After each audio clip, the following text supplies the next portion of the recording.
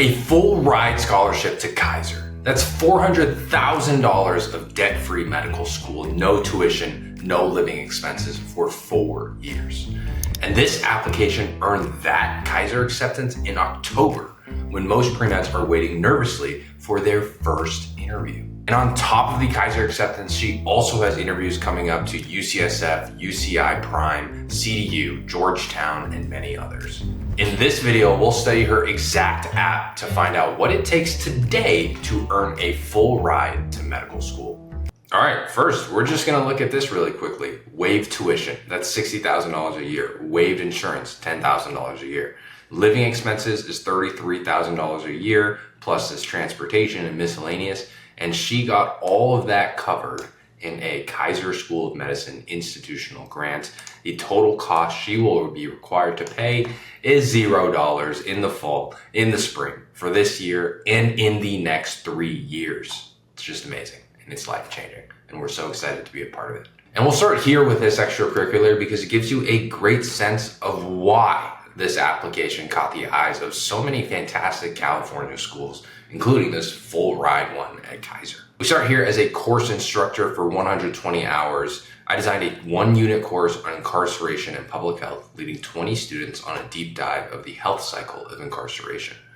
Amy stayed after class to discuss articles on prison and health, and they talked about an organization named Kitchen that teaches former inmates to make healthy meals. And you'll see this is the first of many extracurriculars. Specifically, this is the first of 12 extracurriculars that will fall under this theme of underserved and Latino health. She had 15 extracurriculars total, and 12 of them that I list here are related to underserved and Latino health. So you'll see one, there's teaching English in rural Spain, Federal Qualified Health Center, where she's a volunteer. She works at a street medicine clinic. She's an actress in a Latino culture play. There's this one where she's an incarcerated course developer and an instructor. She's a resident assistant for a Latino themed dorm. She's a mentor for the underserved and underrepresented high school, middle schoolers. She participates in this scholars mentorship program also for underserved people within California. She works in a scholarship office to help students afford textbooks. She teaches English to hospital custodians,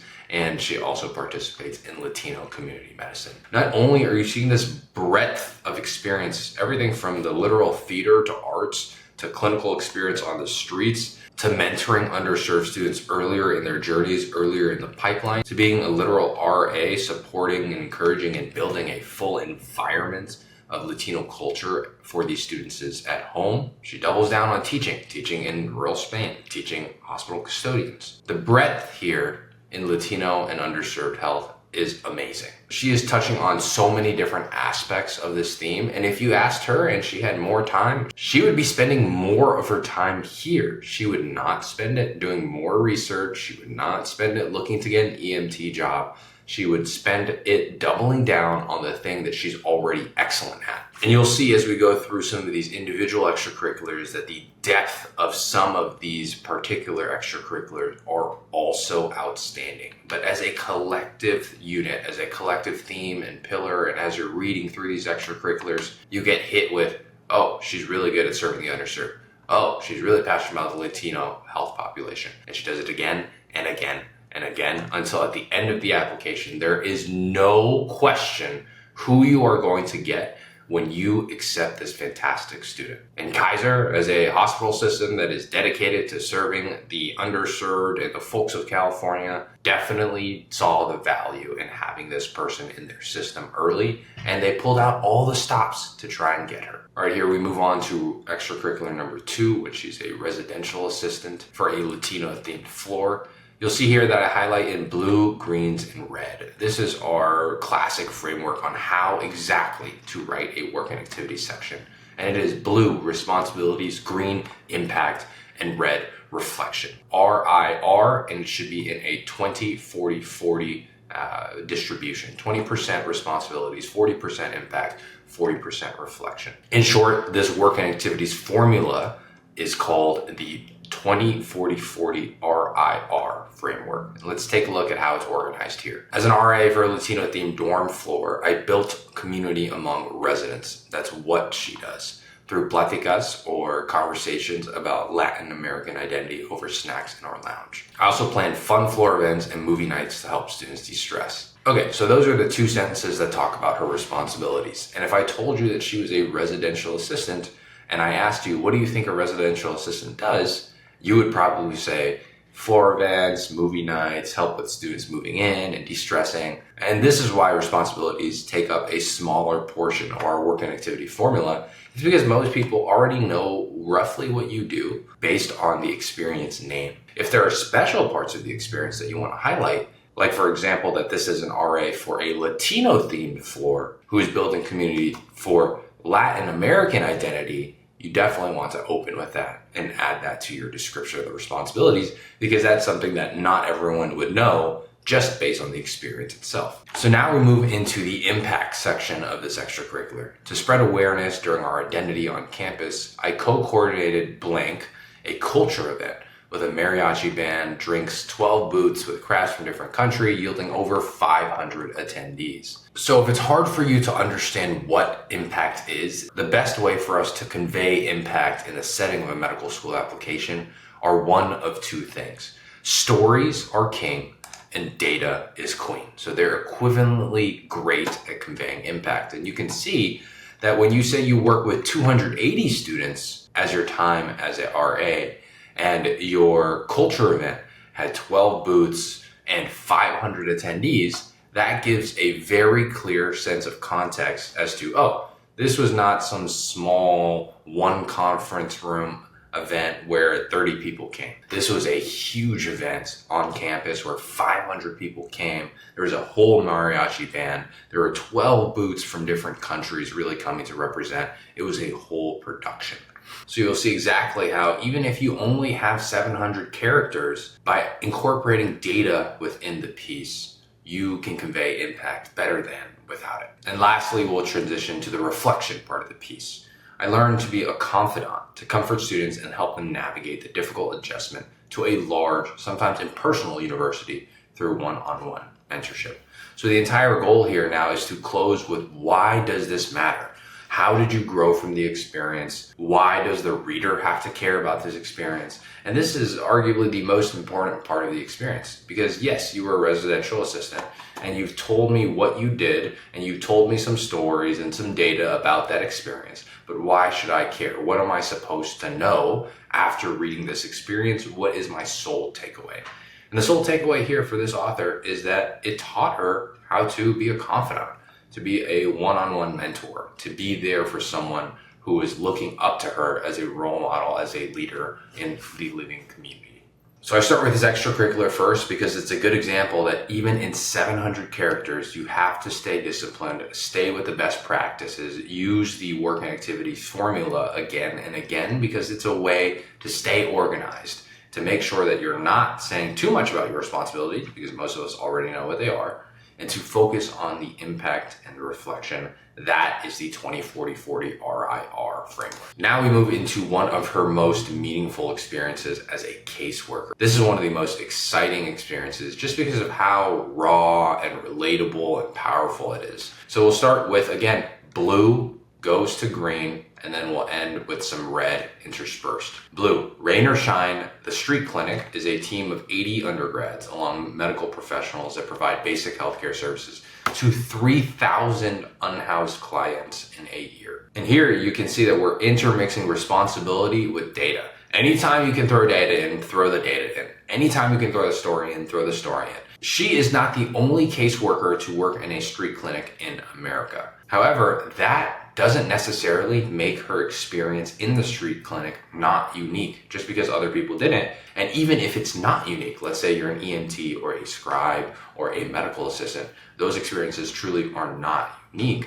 What is unique and what does matter more than uniqueness is how impactful you are in the experience, how reflective you are about the experience. For example, you have likely taught chemistry or biology, maybe you're an undergraduate TA. And so has tens of thousands of people, including this guy named Sal Khan, who teaches biology, chemistry, math, physics. The owner of Khan Academy does not have a unique experience, and uniqueness doesn't matter because his level of impact, his reach, tens of millions of students every single month on his platform, that is what makes it impactful, and that is what makes it stand out. It's not how unique and one of a kind it is, it's how powerful your impact is, regardless of how you spend your time.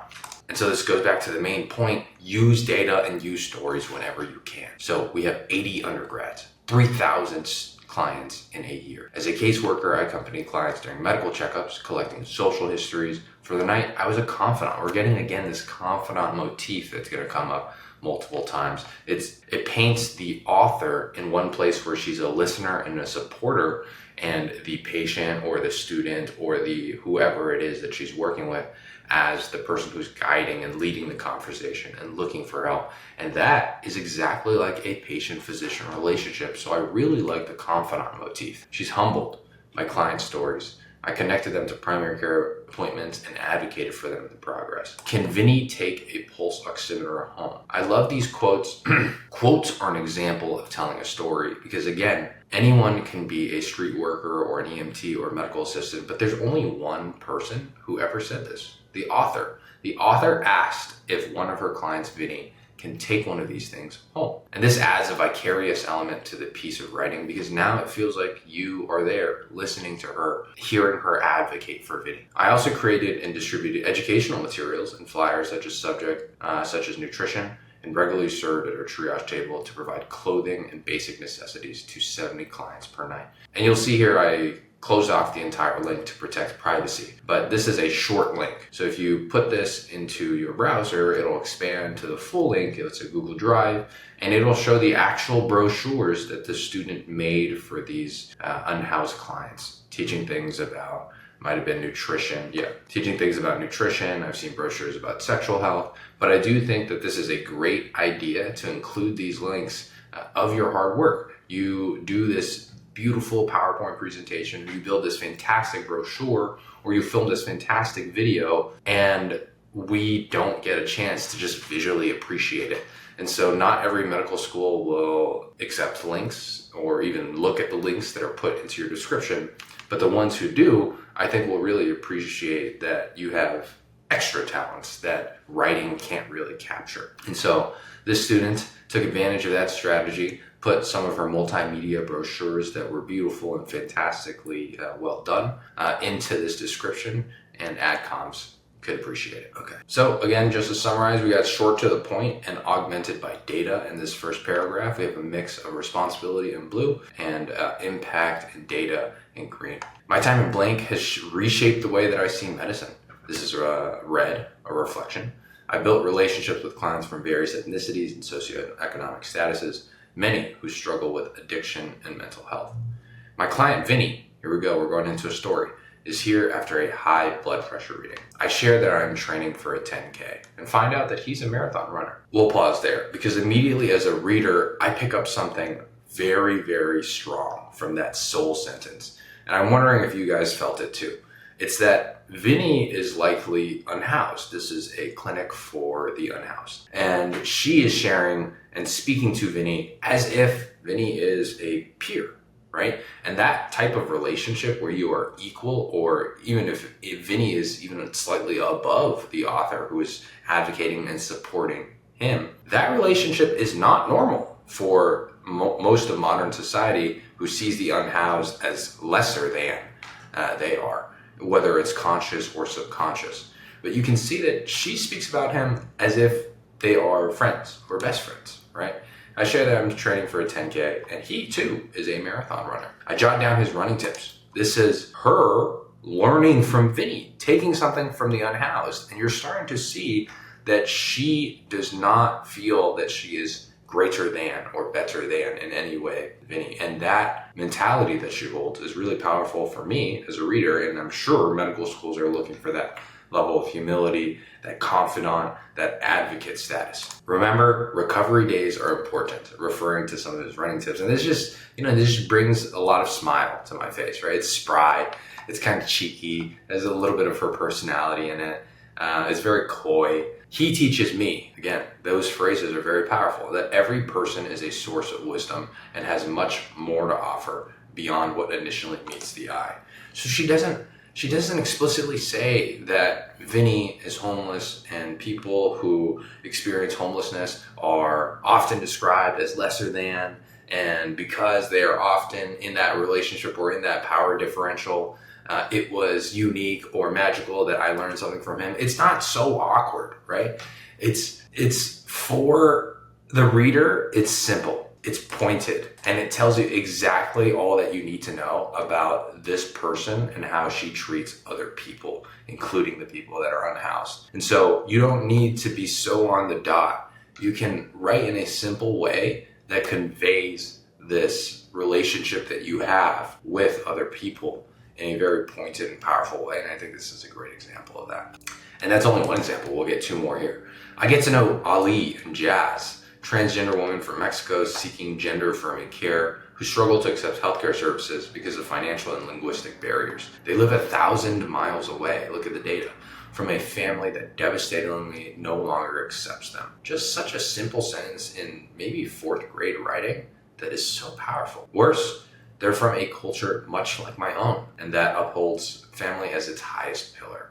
So you're starting to see that contrast, and in 2 sentences, you understand the difficulty of Ollie and Jazz's life. They cannot feel themselves at home, especially in a culture that values family at its highest pillar. I connect the social inequities I learned about in class, from migration to poverty accessibility, to real people like Ollie and Jazz and health outcomes. So what she reads in her textbook, what she sees in the PowerPoint, that is exactly who is right in front of her. I'm reminded that life is complex. Again, I love how simple the writing is.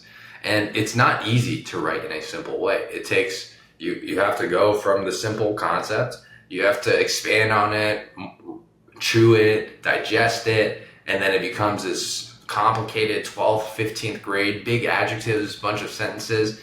And then you got to take those and really condense them back and make them simple again. It takes stages to get to this level of simplicity. But when you get there, these small sentences convey a ton. I'm reminded that life is complex, and it hits because of the Ollie and Jazz story. A mix of economic and social context further complicated by health. I plan to be a physician who understands that patients are more than their diagnoses, more than their blood pressure reading. They are marathon runners. They are hobbies runners. Advice, remember, recovery days are important, and broken stereotypes.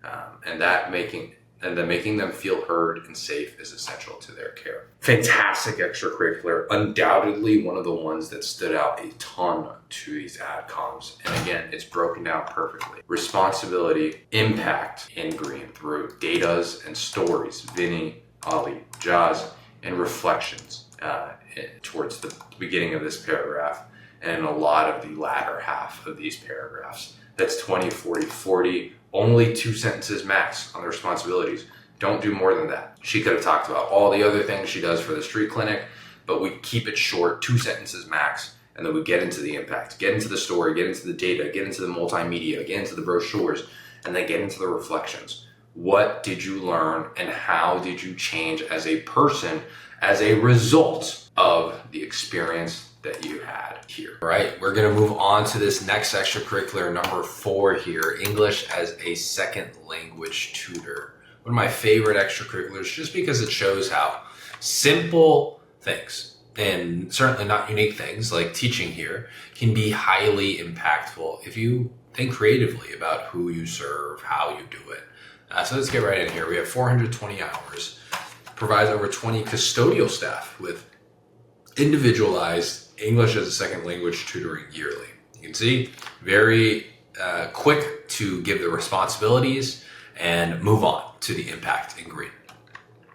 I connected with immigrants like May and Manny who clean rooms at the hospital. While I designed lessons catered to their unique needs, we bonded over Spanish and Latin American roots. I watched them gain confidence in their lives through small talks with strangers and patient conversations during room cleanings. I also supervised tutor-learner pairs, fundraised $2,000 for educational materials, led board meetings, and partnered with other ESL organizations to tutor agricultural employees and 5 children in Peru virtually.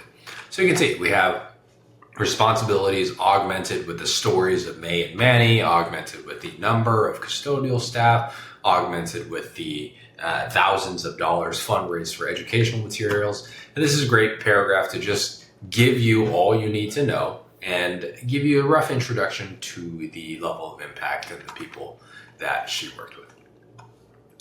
I felt alone during the pandemic. Again, a nice, powerful, simple sentence. Zoom calls with my ESL learner, Manny, brought me joyous socialization. On paper, we were different. He was a father from El Salvador, worried about providing for his family. And I was a college student, worried about learning the guitar and perfecting my ceviche recipe.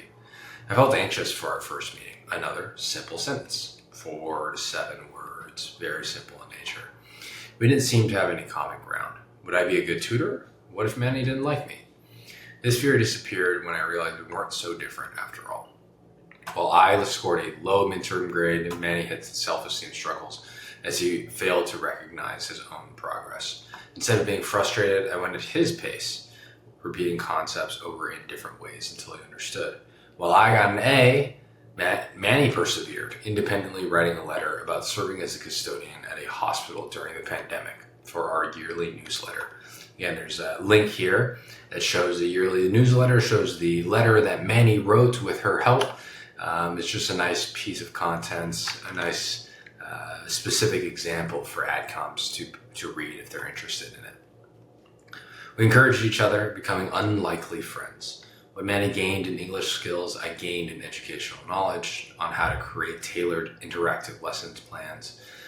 Through Manny, I learned about the importance of flexibility and patience in education, and it reshaped the work that I did with an entire classroom of students as a current ESL teacher in Spain. So there's a lot of very interesting, very simple things here, and it almost flows in a way where you don't notice it until you take a second to reread it, rethink about it. But it's truthfully a masterclass in how the best extracurriculars feel the most simple to write, but they are always so hard to write because it takes many revisions and many, oh, this sentence is really interesting, do more of that. Or that sentence is actually not that interesting, it's pretty boring, I already heard it before, you can get rid of it. And the end product should feel like this. So when you guys are figuring out whether your work and activities entry is ready for submission, read this one again, because it should feel easy. It should flow well. It should be comfortable, things of that sort. So a couple of things I want to highlight. The contrast between he was a father from El Salvador and I was a college student learning about perfecting my ceviche recipe. When I failed, I scored a low midterm grade. Manny had self-esteem issues. When I succeeded, when I got an A, Manny persevered. And so there's this almost like, it feels like a Pixar movie to me. It's simple, it's relatable, it's understandable. On one side of the movie screen, it's the author. On the other side of the movie screen is Manny. And they're kind of just living their lives in parallel. That's how it feels, at least to me. The simplicity, how vulnerable the reflections are, the contrast and juxtaposition, the growth over time, all of that led to this feeling where you almost finish reading this extracurricular and you just want to smile. Like you feel good about how Manny has been helped, and you feel good about a person who's a custodian in a hospital, one of the most overlooked positions in not only in the hospital but in society, and you just get this like joyous righteousness, like, oh wow, that's good for him.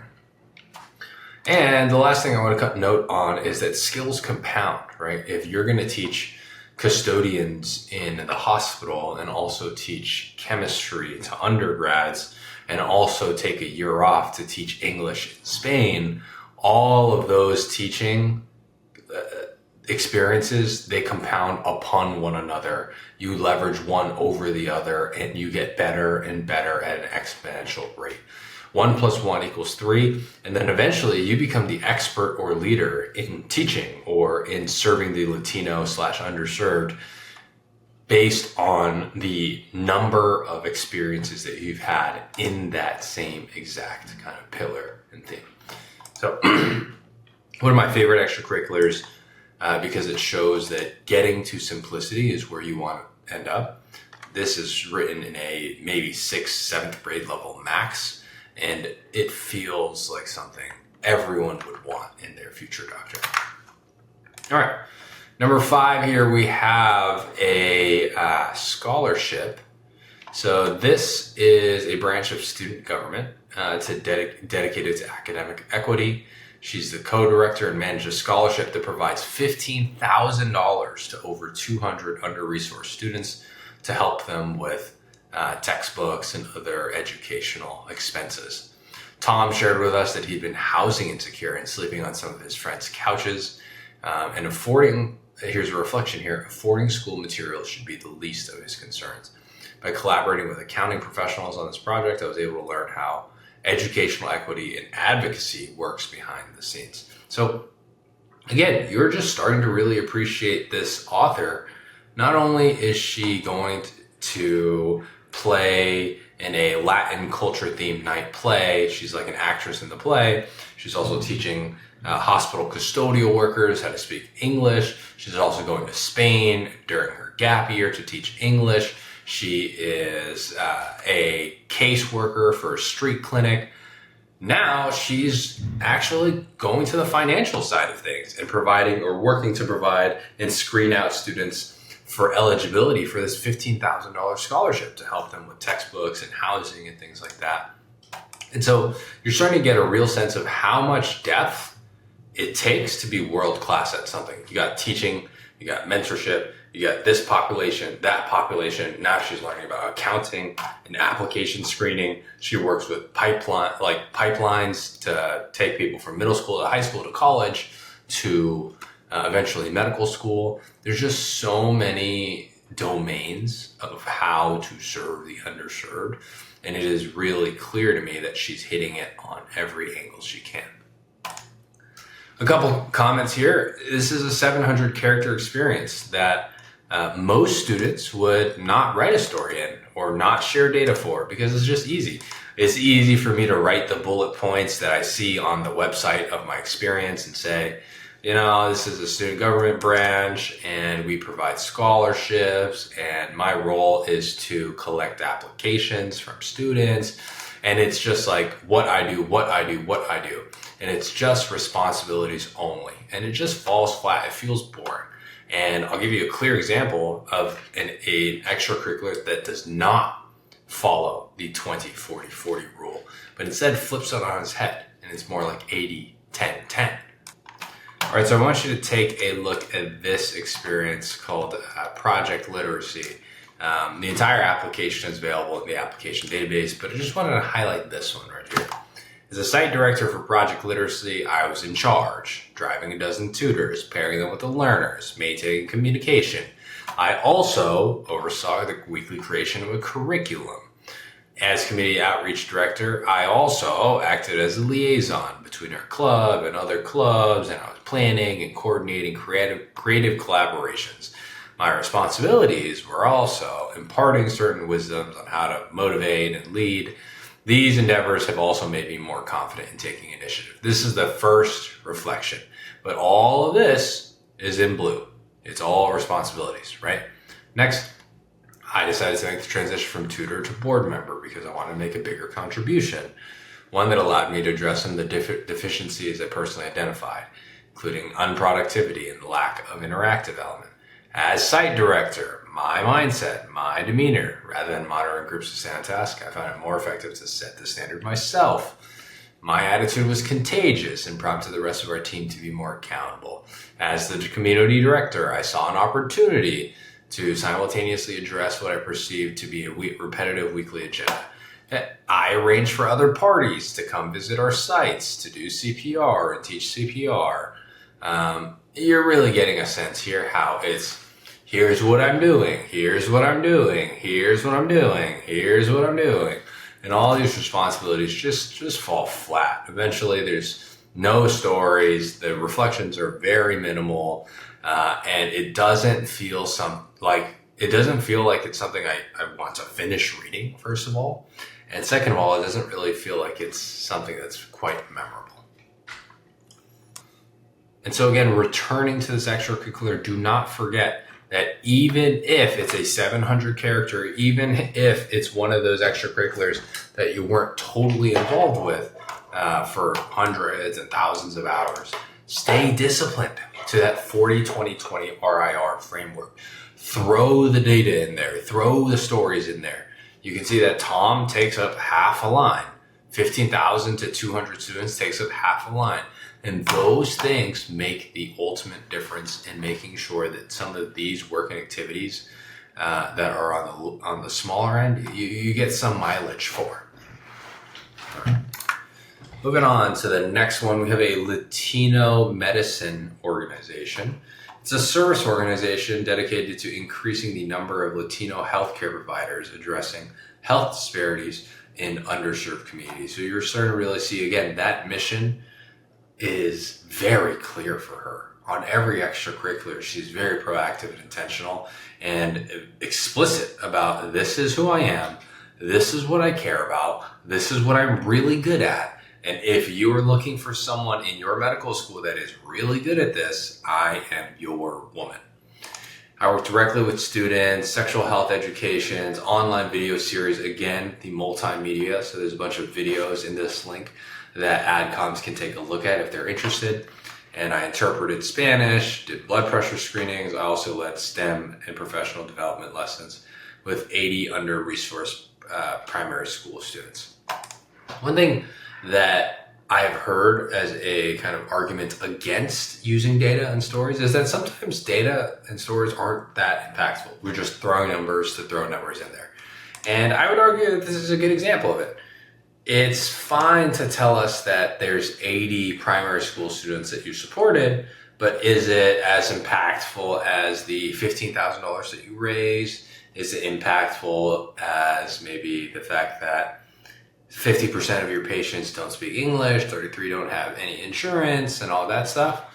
Probably less so. However, I still think way more students put in too little data than put in too much irrelevant data. In fact, I have rarely seen that be the issue. So err on the side of doing more with the data and stories.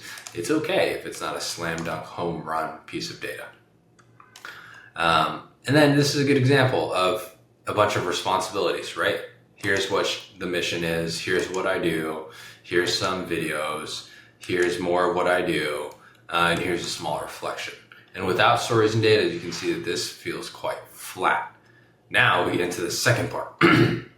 What starts as a survey turns to a 20-minute conversation about how limited healthcare services in her small village motivated her to walk over an hour to our fair for care instead.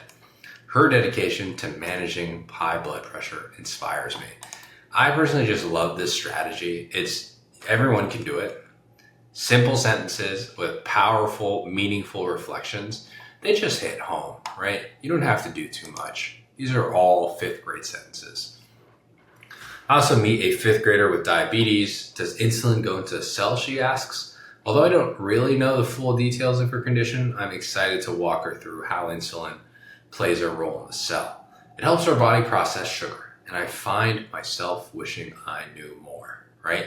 Another simple foreshadowing reflection that just tells you, like, this person is someone you want to be around. This is someone who you want taking care of you and your family. She's curious, she's attentive, she's observant, she doesn't see a hierarchy between her and other patients.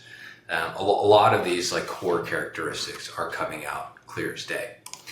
I meet blank middle schoolers who as part of a sexual health lesson write poems on the importance of consent and safe sex. If you use an IUD, you will not have a baby. Their willingness to discuss what can be taboo reminds me about the importance of fostering open dialogue about personal topics in health education. All right, so through blank, I serve underserved communities by facilitating education and accessible health, witnessing the resilience of my community in the process. And so how many pre-meds do you know that has some sort of community health organization experience? I personally know 10, 20, 30, 40, 50 pre-meds that have had some sort of experience similar to this. But how many do you know that have a quote like, does insulin go to the cell? Or it helps our body process sugar? Or a poem like, if you use an IUD, you will not have a baby. It's not the actual extracurricular title. It's not the type, the community service. It's not the name, Latino medicine. It's not the number of hours or whatever position you have in the organization. No, that's not what makes it unique. And uniqueness is overrated. You don't necessarily need things to be unique. You need them to be impactful. You need them to have real compelling data, real compelling stories. And it is these quotes and details, like the detail of her walking over an hour to come to her fair because there are limited health resources in her village, that piece of data. And the fifth grader with diabetes who's asking questions about insulin, or the middle school is writing poems about IUDs and babies. Those are the details and the quotes that make an experience impactful. It has nothing to do with uniqueness. And there needs to be a change in pre-med culture to go away from things that sound fancy. And I've never seen that one before. And it's so unique. Medical schools must pay attention to it. No. The impact is what they're searching for, not this shiny, glittery uniqueness that a lot of people are chasing. Okay. Next extracurricular here is a community health scholar. Again, going through our underserved, our Latino kind of themes and pillars. We're staying constant to that. I led a project studying sexual consent. 80 peers shared barriers to reporting. 97% felt that better sex education could help lessen assault in their age group. I presented this to 35 members in the blank during our community. I felt privileged to have led public health research in a largely Latino community I grew up in and called home. So again, her giving back to her community, her waving this flag and saying, I am one of the best pre-meds in the world in this kind of space. And if this is important to you, if the Latino population in California is important to you, just like it's important to me, you will want me at your medical school. And another point that I want to share is if you're reading this, the first time I read it, I had a question specifically at this point. 80 peers shared barriers to reporting that included a lack of trusted adults and sex education. Oh, and my immediate thought was, oh, how so? Like, what were these barriers? What was the lack of trust? How did you know? And immediately the next sentence is over 97% felt that better sex education could help lessen assaults to their age group. So that was the specific barrier to reporting, or that was a specific finding of the study that she wanted to highlight. And the reason this writing feels so seamless is that when it gets clunky and you have questions that have yet to be answered, a second person can tell you. They can ping this and mark it and highlight it and say, hey, like, I have a question about this, like, how so? Or what do you specifically mean? Or this is too broad or abstract. And immediately you can go ahead and close the loop and write that next sentence so that it refers specifically and answers specifically that question that your second person or your editor had. That is the role of a second person in writing. They are the ones who can tell you this flow is clunky here specifically, and here's the exact question I had.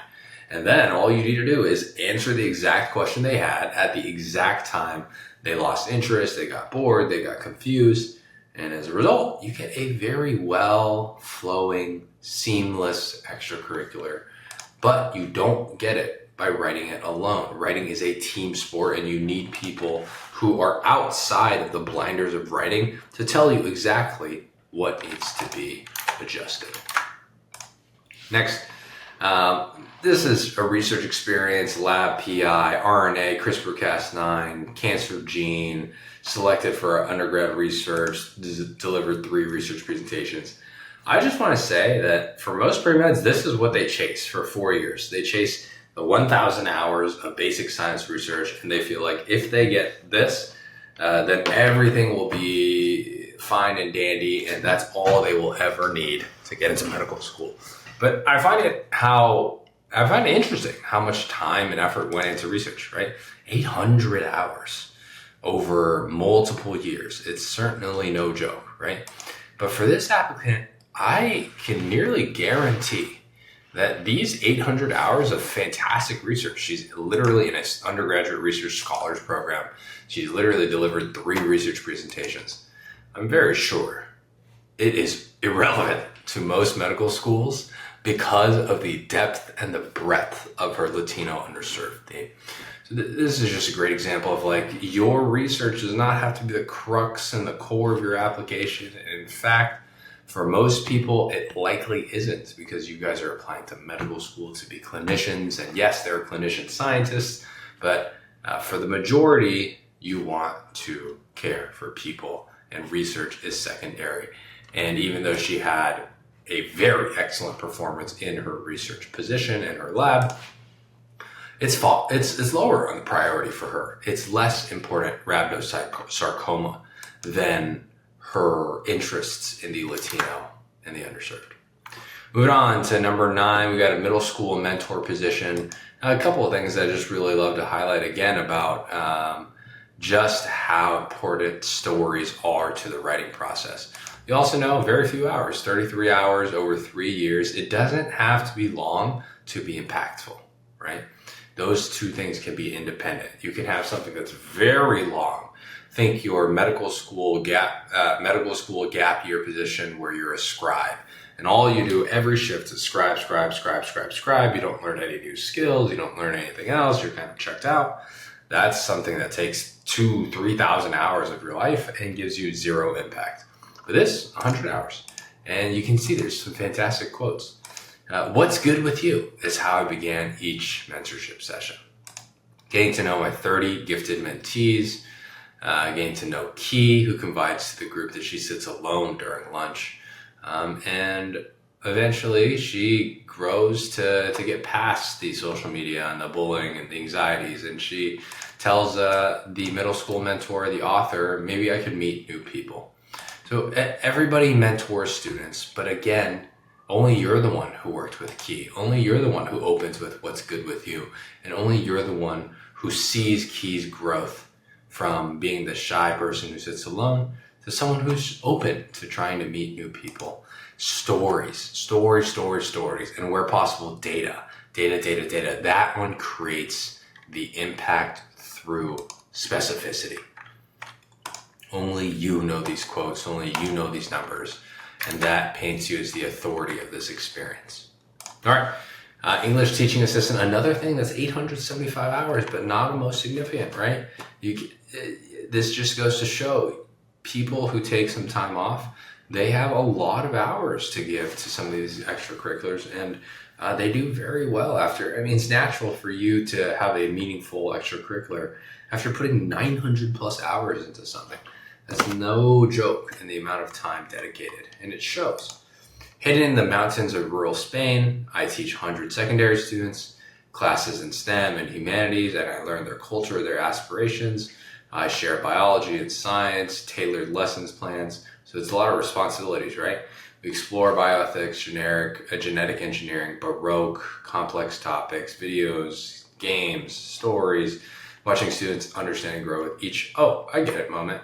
And there's a collaborative, judgment-free zone that encourages my students to work together without fear of grammar or pronunciation mistakes.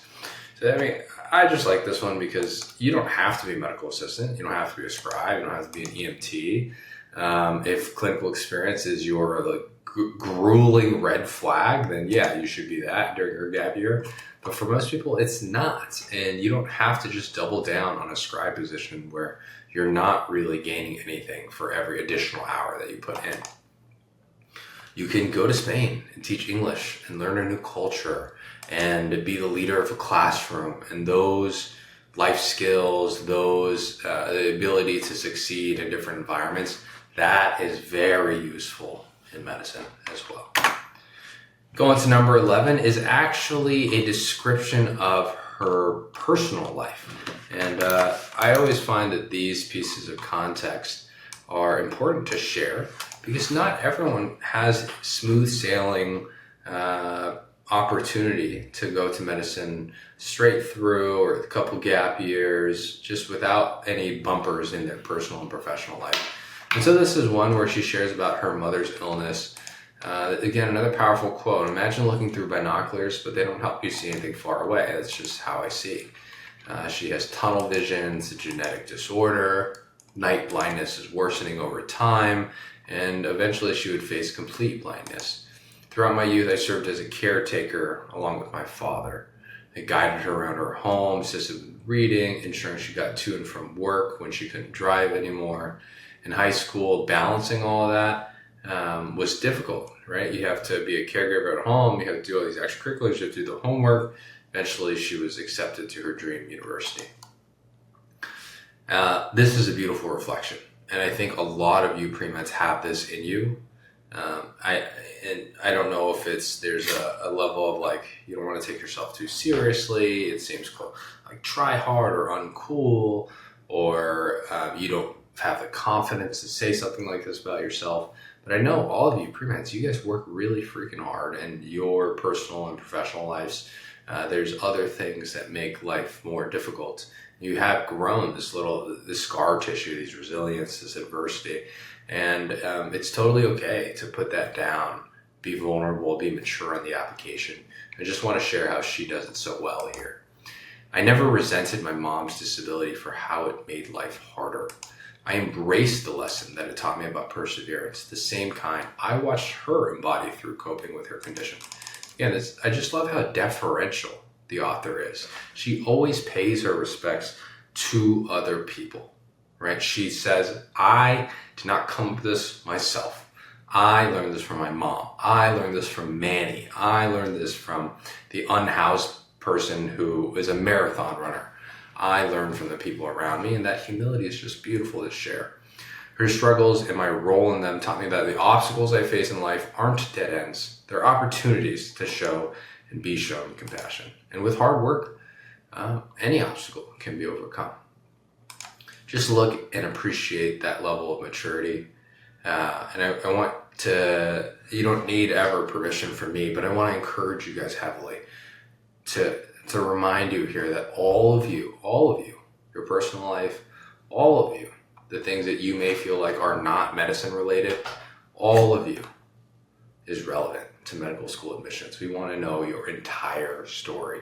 So if there are things that are impactful in your life that you feel like may not be relevant to medicine, give it a second thought, because sharing it, at least reading this, gave me a real additional context. It made me appreciate this application of the student all the more.